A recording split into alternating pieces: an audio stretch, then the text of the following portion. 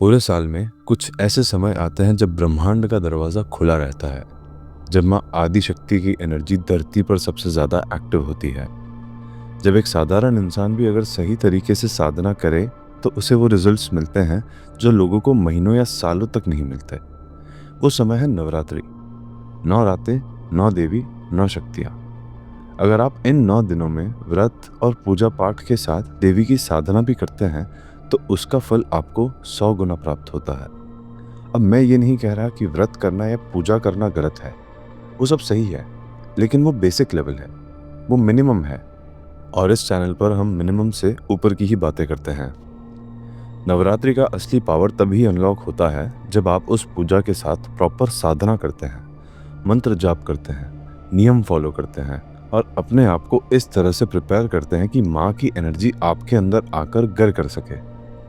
Problem यह है कि लोगों को पता ही नहीं होता कि नवरात्रि में एक्चुअली करना क्या है।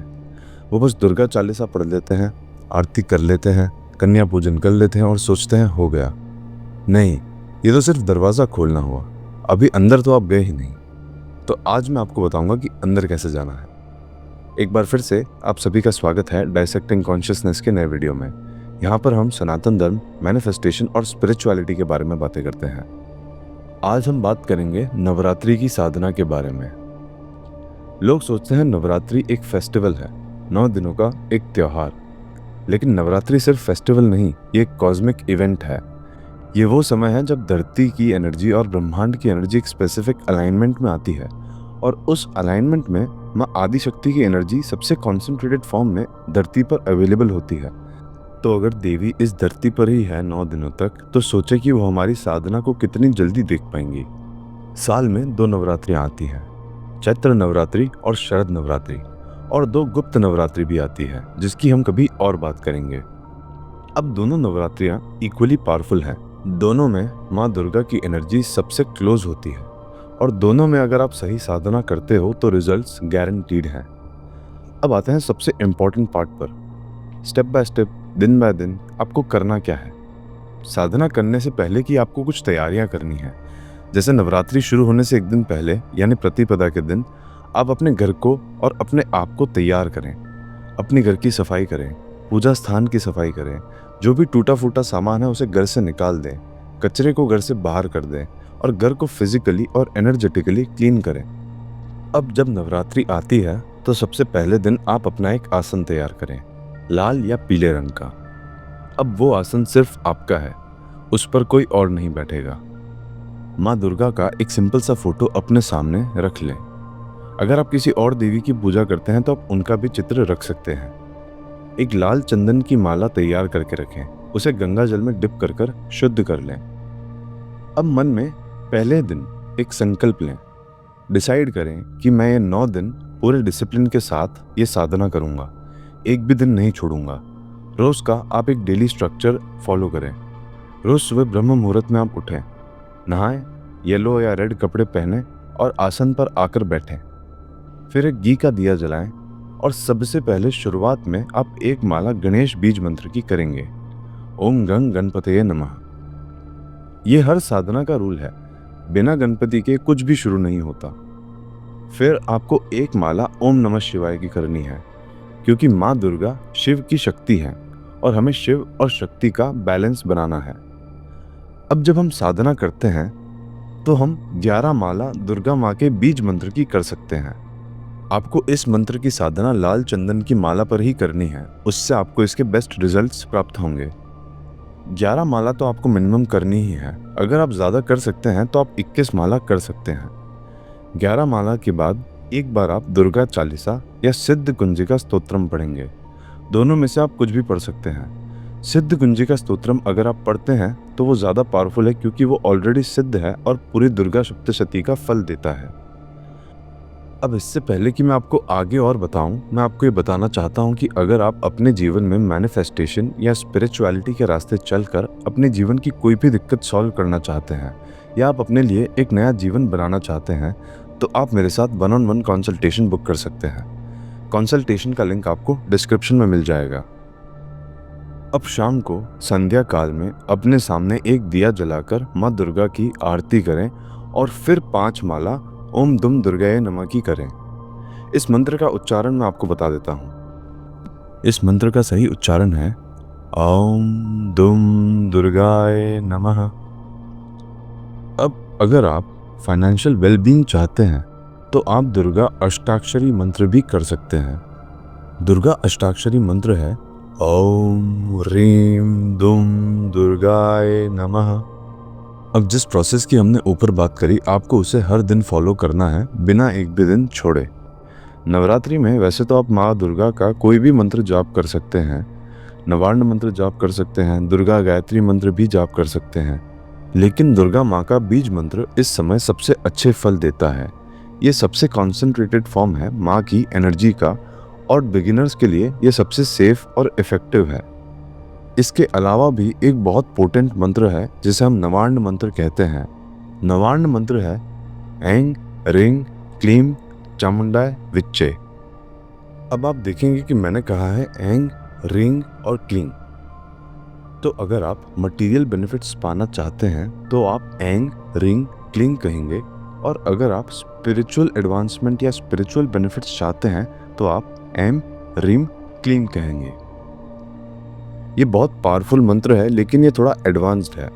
इस मंत्र का जाप आपको बहुत ज़्यादा फायदा करता है, मगर थोड़ी सी गाइडेंस की आपको इसमें ज़रूरत पड़ती है। तो अगर आप इसका जाप करते हैं तो प्लीज़ सिर्फ 3 या 5 माला ही करें, और अगर आपको उस समय ज़्यादा हीट फील होती है तो आप इस मंत्र का जाप ना करें। नॉर्मल दिनों में ये जाप नॉर्मल होता है, मगर नवरात्रि में ये 100 गुना आपकी बॉडी को और आपकी वाइब्रेशंस को इफ़ेक्ट करता है। तो इसीलिए अगर आपको लगे कि आपसे हैंडल नहीं हो रही है इसकी हीट, तो आप प्लीज़ दुर्गा बीज मंत्र का ही जाप करें। अब आपने इसमें देखा होगा कि मैंने ओम नहीं लगाया है, तो प्लीज़ आप भी मेक श्योर करें कि आप ओम ना लगाएं। बहुत लोग आपको बहुत चीज़ें बोलेंगे, मगर जो मैंने सीखा है मैं वही आपको बता रहा हूँ। अब एक और बात, अगर आप ऑलरेडी किसी मंत्र की साधना कर रहे हैं तो नवरात्रि में आपको उसके साथ माँ दुर्गा का मंत्र करना है, आपको उसे रिप्लेस नहीं करना है। पहले अपना आपको रेगुलर जाप खत्म करना है और फिर माँ के मंत्रों का जाप करना है।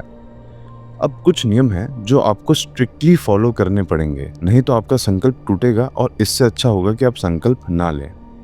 सबसे पहला रूल है ब्रह्मचार्य। चाहे आप मैरिड हो या अनमैरिड हो, आपको इस समय अपनी एनर्जी सिर्फ अपनी साधना में ही लगानी है। दूसरा नियम है कि आपको 9 दिनों तक सिर्फ सात्विक भोजन करना है।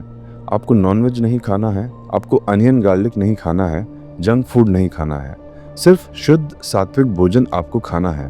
फ्रूट्स, सब्जियां, दूध, ड्राई फ्रूट्स, हल्का खाना और कम खाना आपको खाना है। अब व्रत आप रख सकते हैं, ये बहुत अच्छा है, लेकिन अगर आप पहली बार कर रहे हैं तो हर दिन व्रत रखना शायद मुश्किल हो सकता है। तो कम से कम रिक्वायरमेंट होगी कि आपको सात्विक भोजन खाना है, और अगर व्रत कर सकते हैं तो बेस्ट है। अब तीसरा नियम है कि आपको बहुत कम बोलना है, आपको सिर्फ अपने काम की बात करनी है। नवरात्रि में आपको अपनी वाणी पर कंट्रोल रखना है, बेकार की बातें नहीं करनी, गॉसिप नहीं करनी, झूठ नहीं बोलना, और स्पेसिफिकली आपको कोई गालियां नहीं देनी है। और सोशल मीडिया का बहुत कम यूज़ करें। आप जितना कम बोलेंगे आपकी एनर्जी उतनी ही आपकी बॉडी में रहेगी और लीक नहीं होगी। अब आपको किसी को नहीं बताना है कि आप क्या कर रहे हैं, ना आपको किसी को मंत्र बताना है, ना आपको किसी को साधना के बारे में बताना है, ना अपने अनुभव के बारे में बताना है। आप 9 दिनों तक साधना करेंगे और फिर अपनी साधना कंप्लीट होने पर अपने एक्सपीरियंसेस को खुद फील करेंगे, किसी और को नहीं बताएंगे। अब जो भी आदमी इस साधना को कर रहे हैं, आपको मेक श्योर करना है कि आप इन 9 दिनों में और इन 9 दिनों के बाद किसी भी विमेन की डिसरिस्पेक्ट नहीं करेंगे। आप लेडीज़ को बहुत तमीज़ से और बहुत रिस्पेक्टफुली रखेंगे, चाहे वो सही हो चाहे वो गलत हो। अब आप नवरात्रि में एक और टाइप की साधना कर सकते हैं, और वो साधना है सिद्ध कुंजिका स्तोत्र की साधना। इसमें भी आप संकल्प लेकर ही शुरू करेंगे, और आपको इसमें हर दिन 12 बार सिद्ध कुंजिका स्तोत्र का जाप करना है, और 9 दिन में 108 पाठ आपको इसके करने हैं। अब इसके बारे में मैं कुछ मिथ क्लियर कर देना चाहता हूँ। लोग सोचते हैं कि इसके साइड इफ़ेक्ट्स होते हैं, तो ऐसा कुछ नहीं है। सिद्ध कुंजिका स्तोत्र के कोई भी साइड इफ़ेक्ट्स नहीं हैं। बट ऑब्वियसली अगर आप इसे किसी की नुकसान की इच्छा रखकर करते हैं तो इससे बुरा भी आपके लिए कुछ नहीं हो सकता। मगर अगर आपकी इच्छाएं सात्विक है और आप किसी का बुरा नहीं चाह रहे तो आप बेझिझक सिद्ध गुंजिका स्तोत्र का पाठ कर सकते हैं। तो अगर आप इसका पाठ करते हैं तो आपको कोई भी इसमें प्रॉब्लम नहीं आएगी। इसका पाठ कोई भी कर सकता है और कभी भी कर सकता है। और अगर आपको इसका पाठ नहीं करना आता तो आप इसका पाठ सुन भी सकते हैं। महादेव जी ने इसे कहा ही कलयुग के लोगों के लिए था। तो सिद्ध कुंजिका स्तोत्र की साधना भी आप नवरात्रि में कर सकते हैं और उसमें आपको कोई प्रॉब्लम नहीं आएगी। बस आपको कंसिस्टेंटली किसी भी साधना को करना है। आपको एक भी दिन मिस नहीं करना है और हर दिन जब आपकी साधना कंप्लीट होगी उसके बाद आपको देवी का ध्यान जरूर करना है, चाहे आप 5 मिनट ही करें। जैसे ही आपका जाप खत्म होता है आप देवी को अपने हार्ट सेंटर पर इमेजिन करें। आप ऐसा देखें कि देवी आपके हार्ट में आकर बैठी हैं और आप इस ध्यान को कम से कम 5 मिनट तक करें। अब बात करते हैं कि उन्हें क्या करना है जिनके पीरियड्स चल रहे हैं। तो अगर आपके पीरियड्स नवरात्रि के शुरुआत में आते हैं तो आपको मानसिक संकल्प लेना होगा। फिर जब आपके पीरियड्स खत्म हो जाएं तब आप एक संकल्प ले सकते हैं माँ की मूर्ति के सामने या माँ के फोटो के सामने। आपको अपना व्रत चालू ही रखना है अगर आप व्रत कर रहे हैं तो। अगर नहीं कर रहे हैं तो आप शुद्ध खाना और सात्विक खाना खाएं। फिर बात आती है उनकी जिनके पीरियड्स तब आते हैं जब नवरात्रि चल रही है, यानी कि नवरात्रि के बीच में आते हैं। तो आपके जब पीरियड्स चल रहे हैं तब आप अपना एक अलग आसन रख लें और उस आसन पर आप मन में अपना जाप कंटिन्यू करें, अपनी साधना को कंटिन्यू करें। आपको आउट लाउड किसी भी चीज़ को बोलना नहीं है, आपको मानसिक रूप से अपना जाप कंटिन्यू करना है। और इसके साथ साथ बेसिक रूल्स जो मैंने आपको बताए आपको उनका पालन करना है। तो 9 दिन देवी को देकर देखिए, आपका पूरा जीवन 10वें दिन से अलग दिखने लगेगा। तो आई होप कि आप सभी ये साधना नवरात्रि में ज़रूर करेंगे। फिलहाल के लिए इतना ही, मिलता हूँ आपसे अगले वीडियो में। तब तक के लिए अपना ख्याल रखें और चमकते रहें। श्री मात्रे नमः।